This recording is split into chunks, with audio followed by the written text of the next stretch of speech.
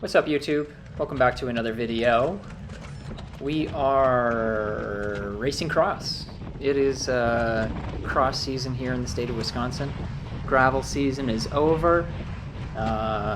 We are in Grafton, Wisconsin for this one. This is a part of the Wisconsin Cyclocross series powered by Trek Bikes. And yeah, getting right into things here, getting the whole shot on this course. If you've been following along on this channel, if you've been watching these videos, you may have seen this one before. This is one of my favorites in this whole series, and if I remember correctly, last year the story of the day for me was basically like not giving up when things are going wrong. I think I had a crash, I maybe had a mechanical. I remember something about there being a barrier on a steep uphill. I think I lost my chain, battled back, and was able to take the win.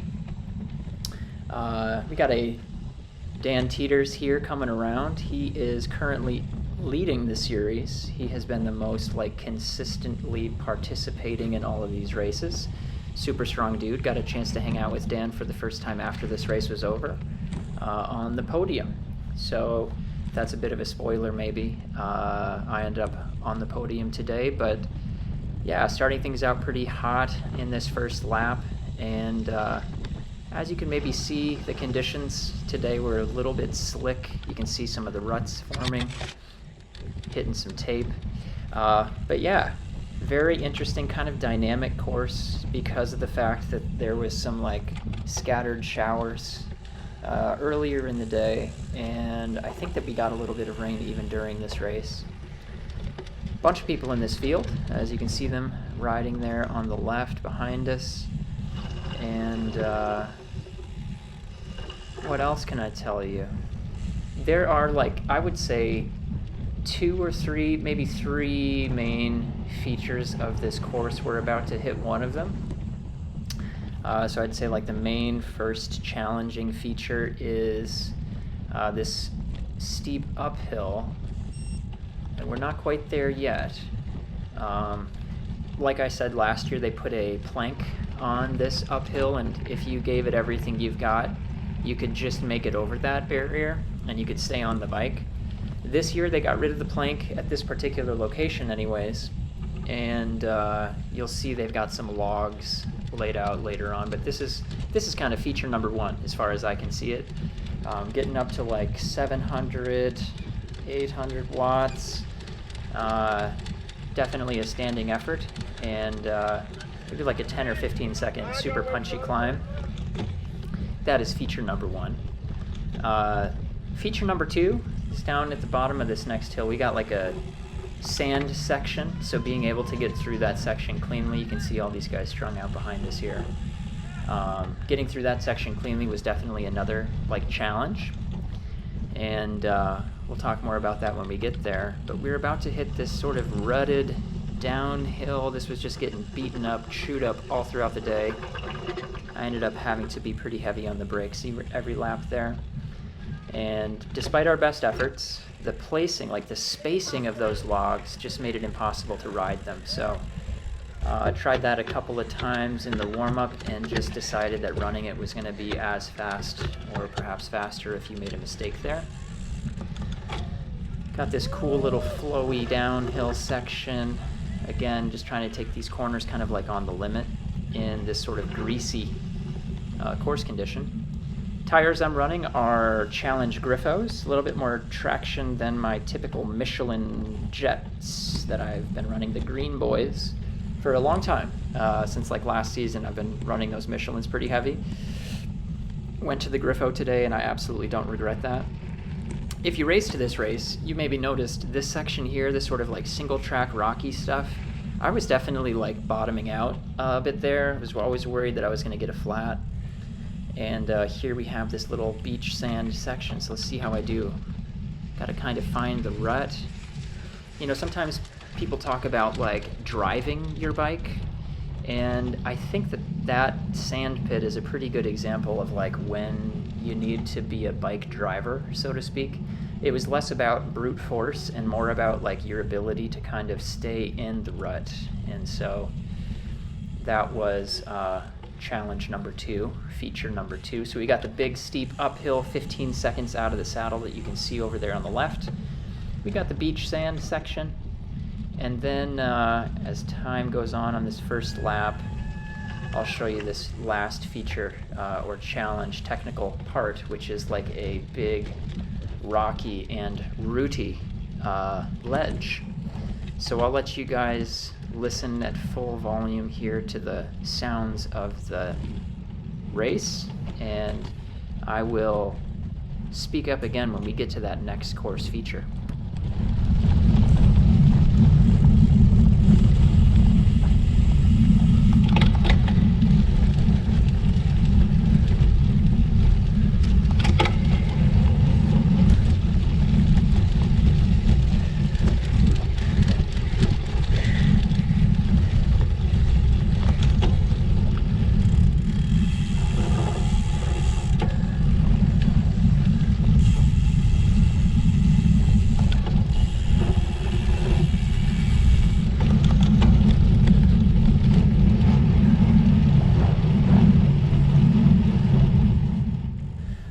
So I'm back. Here we have it. This is the next challenging section of this cool dynamic course.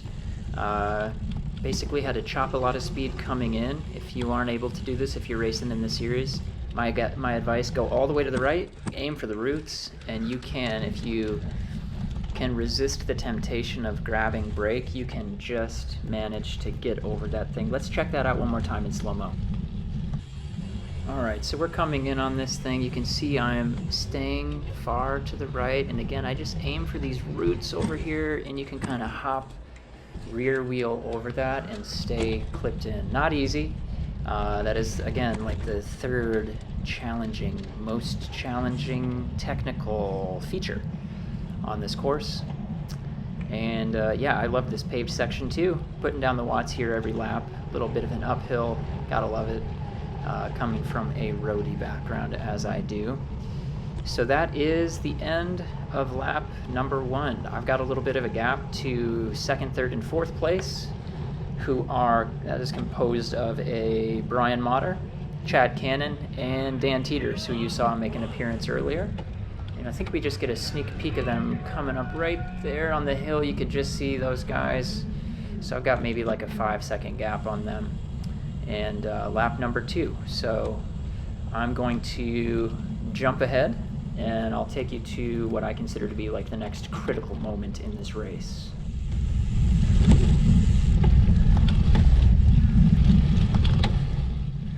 Alright, so I brought you back to the sand pit just because we're going to see the second place rider here just poke his head into the frame. I'm not doing the greatest job there in the sand. We've got a Brian Motter over there to my left.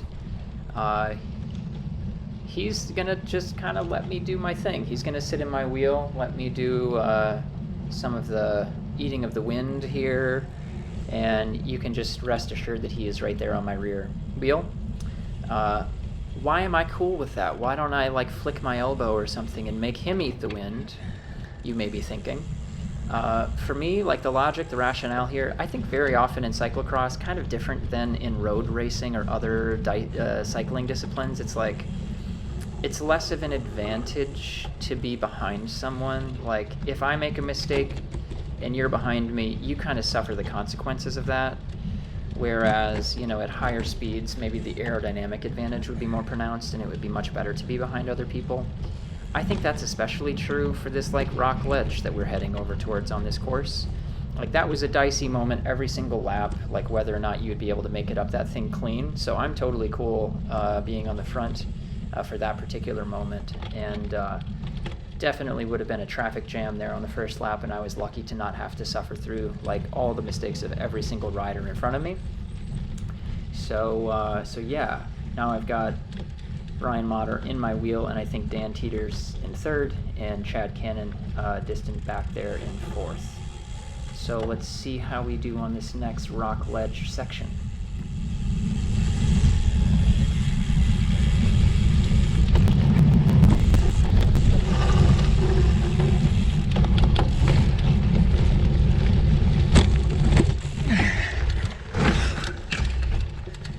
Maybe maybe not as clean as some of the other laps. So again, lesson learned there, or lesson let it be known kind of thing. Not always bad to be on the front, you know what I'm saying? Like, you gotta take the lead sometimes. So we're coming back into this paved little climby boy, and this is the end of lap number 2. Again, I'm feeling pretty good about this position. I think I'm gonna give it less beans here. Still giving it a bit of the beans, but nothing too crazy. So I'm kind of riding within my limits. You can take a look down there at the bottom left of my power meter reading and at my heart rate. And so we'll get a chance maybe to see more of like what the race situation is in terms of those 3rd place and 4th place riders. No, excuse me. Yes, 3rd and 4th place riders. Let's see, take a look over here to the left. How are they at? Dan Teeter's just off there in the distance. You can see him on the pavement there in the light blue, and we cannot even see. Oh, there he is. Maybe that's a Chad Cannon there. Little dot on the horizon. All right, let's see what happens next. All right, so we're back on this like deep rutted kind of off-camber, difficult downhill section. A lot of brakes being squeezed. And this is the first time that Brian takes the lead. I'm running over these logs. We got Brian Motter up there to the left. I think I actually slipped on one of those logs, giving him a little bit of a gap. And here's one thing that I notice about Brian's skill set and technique from his years of experience. He's able to just rip these flowy downhill corners a little bit smoother and faster than I am. And I'm basically on my limit here. I'm taking these corners like as fast as I can. Sometimes when I go back and re-watch these, I'm like, man, you gotta be squeezing less brake. Easy to say, much harder to do. I think like in my own mind, oh, here's another little thing. Look at this outside line. I loved this line, taking it to the left, getting a little bit more speed coming into this flat, heavy rock single track section. Anyways, I'm thinking in my mind, maybe I'll be able to make up that little gap on this sand. I liked the sand section. I kind of think that that's a cool feature for cyclocross in general. And so I'm trying not to panic. And let's see how I do here driving through the sand. Getting out of the rut a little bit, but not terrible. So yeah, I'm in full chase mode, trying to get back onto the wheel of Mr. Motter up there. And if you stick around, we'll stay here for a moment. We're going to see that I am able to close this gap. How do I do it? Is it my magical legs and just extreme superhuman strength? No, it is not that. It is instead Mr. Motter having a sort of mechanical. So we're coming into the pit here after this next series of corners. And if I remember correctly, I think it was something to do with his front disc brake rotor like rubbing or something like this. So you can see he's lost a lot of speed. He's going to go into the pit, and I am going to take no prisoners. I'm going to use this opportunity to just put down as much power as I can and try to win the race. You know, you gotta give them nothing, take from them everything. If you get that reference, leave a comment down below. So I'm full gas here. We're going to stay on the gas as much as possible, and let's see what happens next.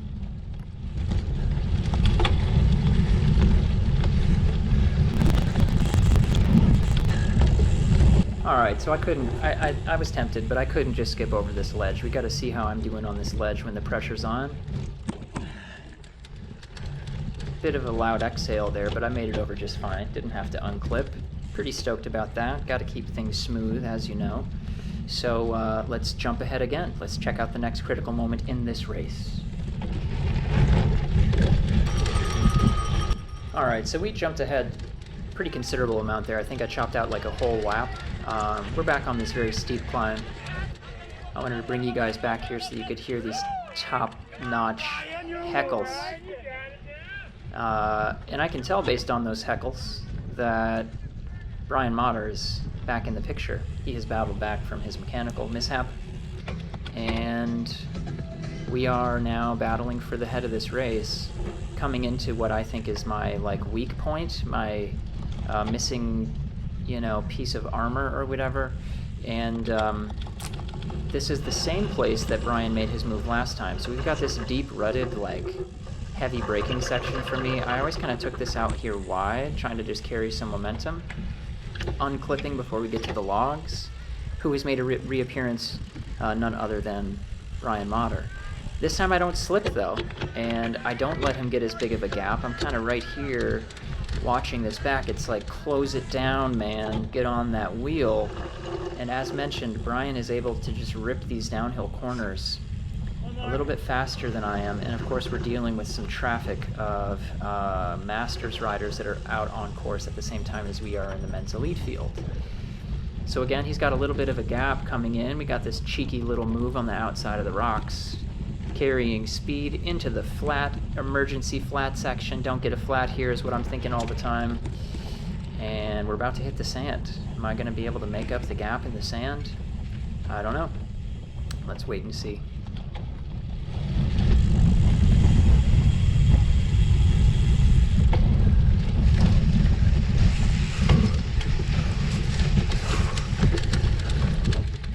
Not a terrible job in the sandpit, if I could say so myself. Pretty clean run there, getting right back on the pedals.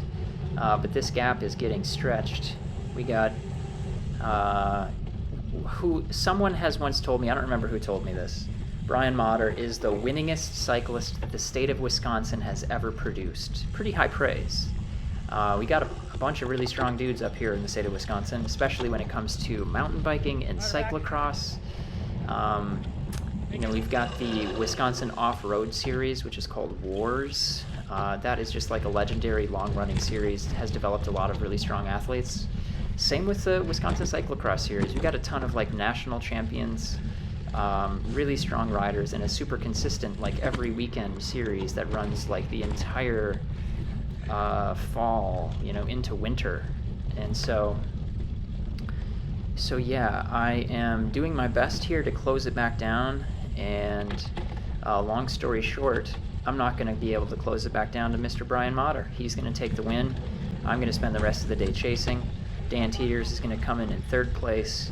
And so that's basically the end of the, still right there, tantalizingly close, you know, just asking me. I'm at 175 beats per minute, just giving it everything I've got. But there are speed limits on cyclocross courses like this one. You can only do so much with the legs. You got to be smooth in the sticks. You know what I'm saying? You got to be technically savvy. You got to be really smooth in the greasy stuff, and you got to be able to hop up this ledge.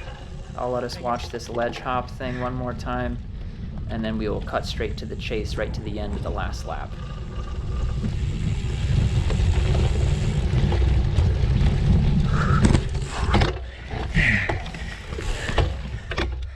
Womp womp. Not so smooth that time. Definitely had to unclip there, losing a couple of seconds. Definitely doesn't help the psychological aspect of doing the chasing here. And so I got this paved little section. We'll stick around for that, and then, like I said, we will jump straight to the last lap finale of this race.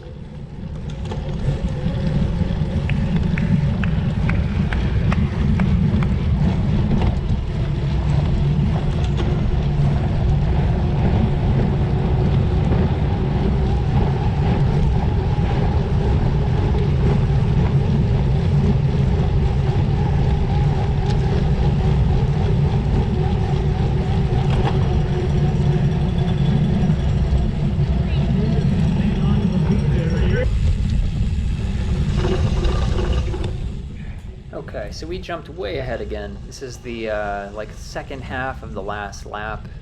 Brian Motter is riding off into the sunset in first place.